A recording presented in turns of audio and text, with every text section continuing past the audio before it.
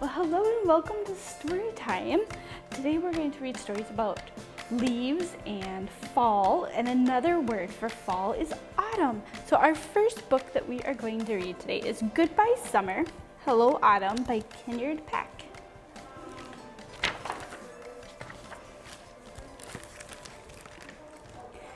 Hello, late summer morning.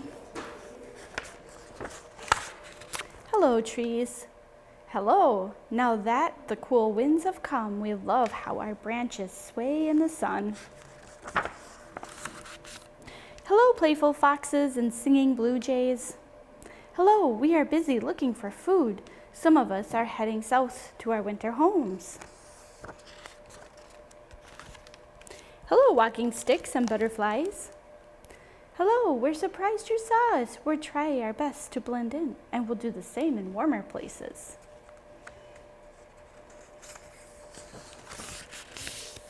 Hello, beavers. Hello, chipmunks. Hello, we have no time to play because we're making cozy nests and dens. It will be cold soon, and we want to get ready. Hello, flowers. Hello, we are leaning into the sun, enjoying the last summer rays. Some of us, like asters and phlox, are late bloomers. We make the end of the season even more beautiful. Hello, thunder. Hello, you can hear my low rumble from far away. My clouds loom over the open fields and quiet hills. Hello, breezy wind. Hello, I love to whoosh, drizzle, and leaves through the misty streets. Hello, chill in the air. Hello, it's time to bring out your thick sweaters and scarves. Hello, puddle. Hello, now that the wind has come, I often get covered with fallen leaves. Hello, leaves. Hello, we are changing our colors. Some of us turn red or brown, while others turn gold or yellow. The dogwood leaves turn purple. Hello, big orange sun. Hello, I am setting earlier and earlier now that the summer is coming to an end, but I will see you again tomorrow. Goodbye, summer.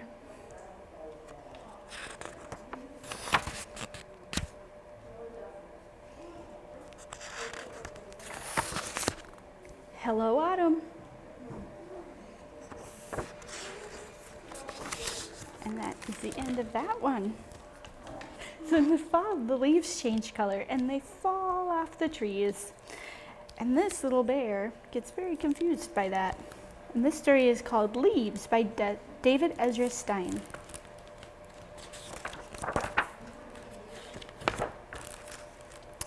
It was his first year. Everything was going well until the first leaf fell. Are you okay? He wondered.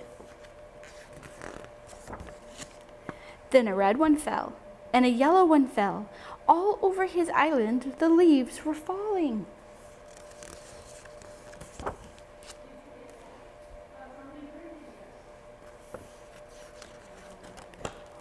He tried to catch them and put them back on, but it was not the same.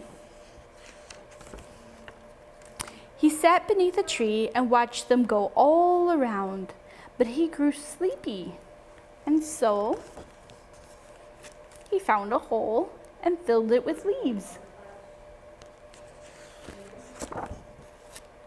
and went to sleep, just as the wind began to blow.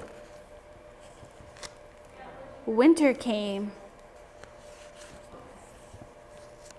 He slept snug in the ground while the snow piled thick.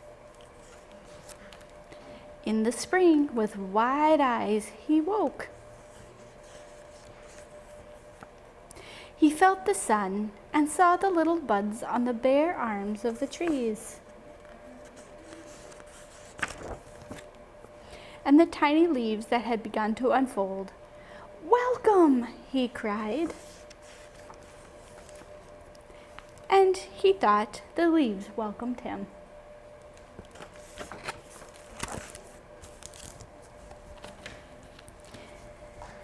And sometimes in the fall, some trees have nuts that get heavy and then they fall from the trees. And this story is called Chicken Little.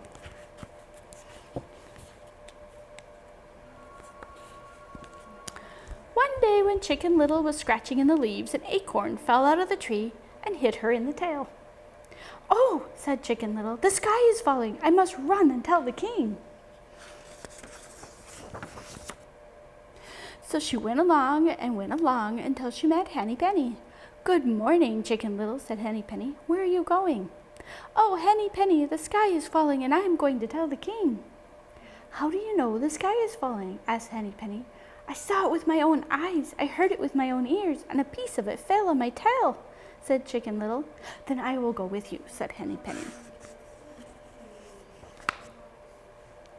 So they went along until they met Cocky Locky. "Good morning, Henny Penny and Chicken Little," said Cocky Locky. "Where are you going?" "Oh, Cocky Locky, the sky is falling and we are going to tell the king." "How do you know the sky is falling?" asked Cocky Locky. "I saw it with my own eyes, I heard it with my own ears, and a piece of it fell on my tail," said Chicken Little. "Then I will go with you," said Cocky Locky, "and we will tell the king." So they went along until they met Ducky Lucky. "Good morning, Cocky Locky, Henny Penny, and Chicken Little," said Ducky Lucky. "Where are you going?" "Oh, Ducky Lucky, the sky is falling and we're going to tell the king." "How do you know the sky is falling?" asked Ducky Lucky. "Henny Penny told me," said Cocky Locky. "Chicken Little told me," said Henny Penny. "I saw it with my own eyes, I heard it with my own ears, and a piece of it fell on my tail," said Chicken Little. "Then I will go with you," said Ducky Lucky, "and we will tell the king." So they went along until they met Goosey Lucy. "Good morning, Ducky Lucky, Cocky Locky, Henny Penny, and Chicken Little," said Goosey Lucy. "Where are you going?" "Oh, Goosey Lucy, the sky is falling, and we are going to tell the king." "How do you know the sky is falling?" asked Goosey Lucy. "Cocky Locky told me," said Ducky Lucky. "Henny Penny told me," said Cocky Locky. "Chicken Little told me," said Henny Penny. "I saw it with my own eyes, and I heard it with my own ears, and a piece of it fell on my tail," said Chicken Little. "Then I will go with you," said Goosey Lucy, "and we will tell the king." So they went along and finally they came to the king's palace. "Oh, your majesty, we have something very important to tell you," said Goosey Lucy. "The sky is falling." "The sky is falling? How do you know the sky is falling?" the king asked. "Well, Ducky Lucky told me," said Goosey Lucy. "Cocky Locky told me," said Ducky Lucky. "Henny Penny told me," said Cocky Locky. "Chicken Little told me," said Henny Penny. "I saw it with my own eyes, I heard it with my own ears, and a piece of it fell on my tail," said Chicken Little. The king looked at Chicken Little, then reached into her feathers and pulled out an acorn. "Chicken Little, the sky isn't falling. It was an acorn that fell on your tail," said the king. All the animals laughed, and Chicken Little laughed too, and they all went back home again. The end. Do you think the sky really can fall? No. And this is our nonfiction read for today. Its title is Full of Fall by April Pulley Sayer. And it's very similar to the book I read in the summer called Bloom Boom. September sun is low in the sky. So long, summer. Green goodbye. One leaf, another leaf, colors surge. Meet the trees, their shapes emerge. Hello, yellow. Greetings, gold. Oh, it's orange. Red, be bold. Leaves from trunks, light and dark. ripples, reflections, berries, bark. Limbs and layers, leafy lanes, margins, midribs, sunlit veins. But soon, trees are ready, twigs let go, leaves slip and spin. Wind sweeps, leaves blow. They drift and dry, their edges curl. They float and sink, they snag and swirl. So many leaves, the forest glows. Leaves fade and brown and decompose. Fall is ending. Goodbye, leaf show. Winter is coming.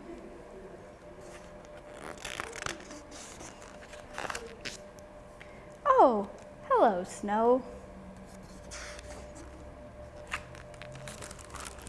And that is the end. And we can see lots of yellow in the fall. So this next story is called Yellow Time. And it's just like the fall. If you look outside, you can see lots of yellow and orange and sometimes red in the trees. Maybe you can go on a leaf walk and see how many colors of leaves you can find in your neighborhood. So Yellow Time by Lauren Stringer. The squirrels are too busy to notice, and the geese have already gone. Other birds have left too, but not the crows. Crows love Yellow Time.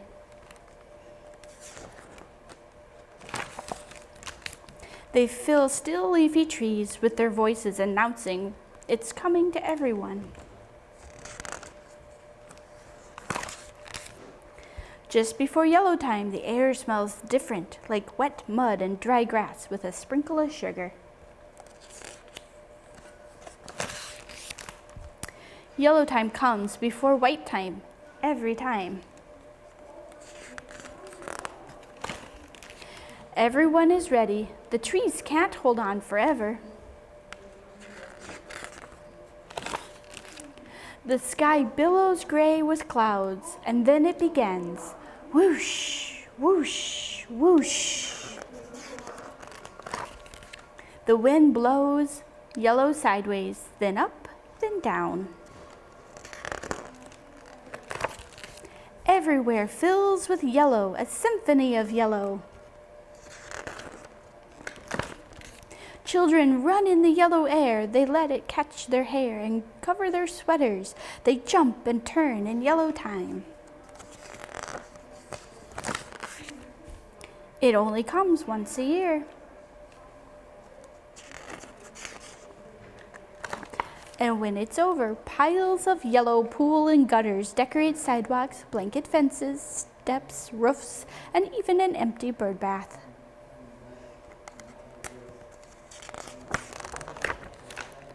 Black crows fill bare branches and raise their voices in praise of Yellow Time. Squirrels, still busy, bundle final touches of yellow to their high leafy nests, while children below gather bouquets of yellow to press in thick books to remember what a lovely Yellow Time it was.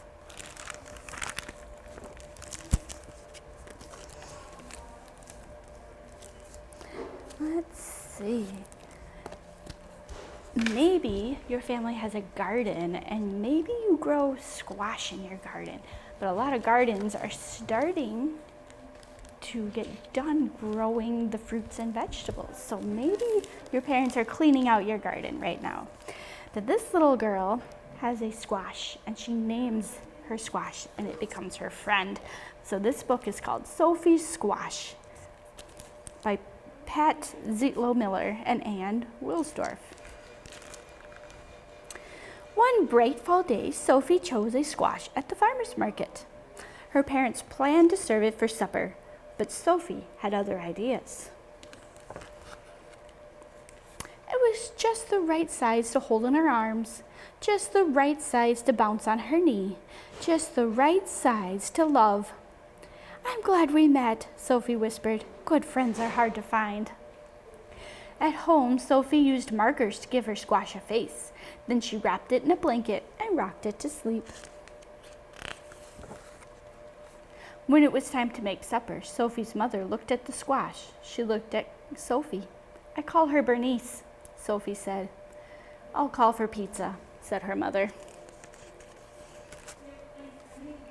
After that, Bernice went everywhere with Sophie, to story time at the library, to visit another squash at the farmer's market, to practice somersaults by the garden. Every night, Sophie gave Bernice a bottle, a hug, and a kiss. "Well, we did hope she'd love vegetables," Sophie's mother told her father. "Shh," Sophie said. "Bernice is sleeping." "Sweet Pea," Sophie's mother said one morning as they made blueberry waffles, "Bernice is a squash, not a friend. If we don't eat her soon, she'll get mushy and gross. Let's bake her with marshmallows. Won't that taste yummy?" "Don't listen, Bernice," Sophie cried. That afternoon, Sophie's father took her shopping.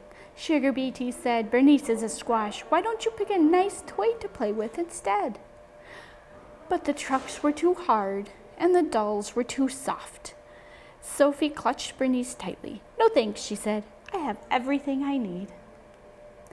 After supper, Sophie's parents called a family meeting. Bernice napped in Sophie's lap. "Why don't we donate Bernice to the food pantry before she rots?" her father suggested. Sophie shook her head. "Bernice will last forever."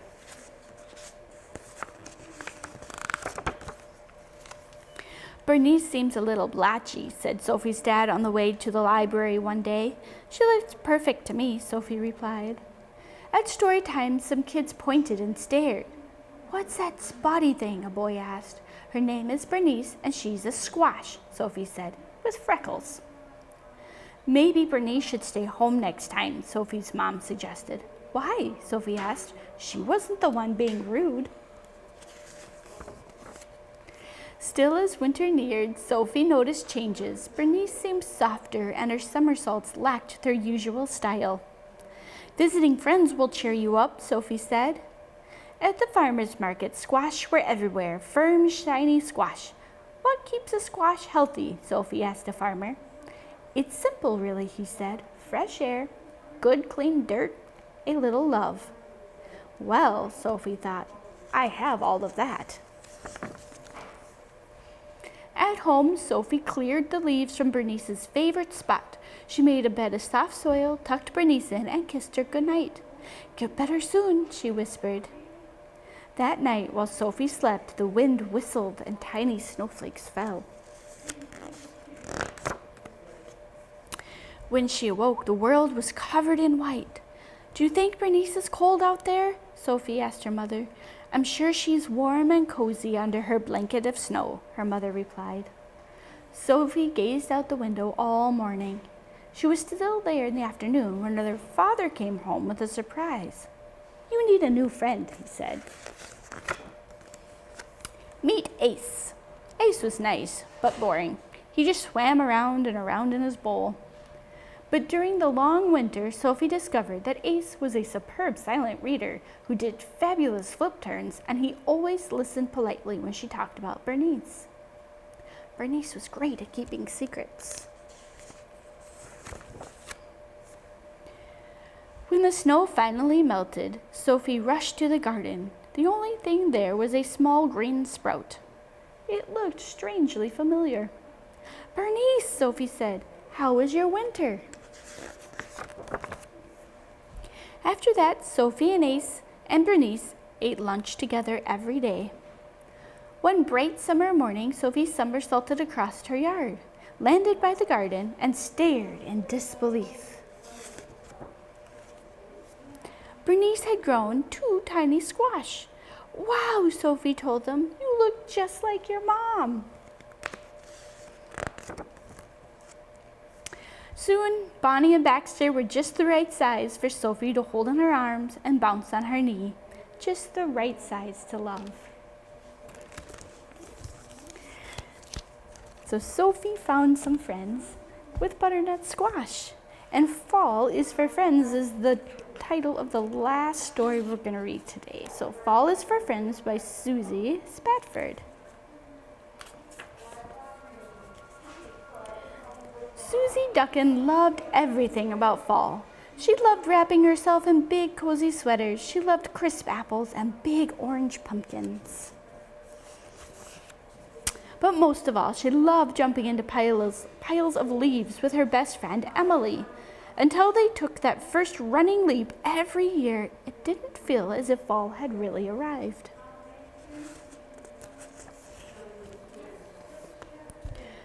When are the leaves going to fall? Susie wondered. Maybe they just need a little help, declared Emily. Susie had never thought of that. You mean we could help the leaves fall off the trees? She asked Emily. Of course, her friend said confidently. This is us we're talking about. Now that the girls had to do was figure out how to get the leaves to drop. They needed a plan. What do you think their plan will be? They had so many ideas. Back in Susie's room, they piled all the things they might need into a big cardboard box. First, Susie and Emily tried leading a cheer to make the leaves want to fall from the trees. Fall, leaves, fall, that's what we say. Hit the ground so we can play. When that didn't work, Emily said, maybe we should show the leaves what fun it would be to fall. So the friends set to work cutting leaf shapes out of construction paper and taping them all over each other. Let's show them how it's done, Emily said. The two girls began to dance and spin among the trees. Oh, how I love to ride a gentle breeze and fall softly to the ground, Emily said in a dreamy voice. Emily quickly became so dizzy that she actually did fall, but it wasn't softly. I am floating, I am free, trilled Susie, tripping over Emily. This time Susie tried a little magic. Leaves of brilliant red and gold, fall before we both grow old, she commanded. The leaves stayed right where they were. As the friends wondered what to do next, Emily began to hum a tune. Emily always hummed when she was concentrating especially hard. That's it, shouted Susie suddenly. We'll sing the leaves off the trees. Songs can help you think. Songs can make you happy. Some songs can make you want to get up and dance, Susie continued. So why can't a song make the leaves want to fall off the trees? Well, what are we waiting for? Asked Emily. Let's make up a fall song. A little while later, the girls joined hands, took a deep breath, and sang. Blow, breeze, blow the leaves gently to the ground. My friend and I are waiting, and fall is all around. We did it! The girls whispered to each other in amazement. Now it felt like fall. And that brings us to the end of story time for this week. Have a great fall. Go look outside, walk around, and see what kind of leaves you can find. And maybe try a little bit of butternut squash. It's really tasty. Until next week, bye.